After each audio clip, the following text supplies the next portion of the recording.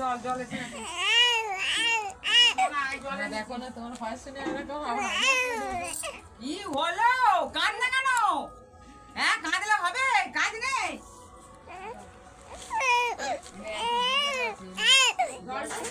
জল এনে দিলাম তো।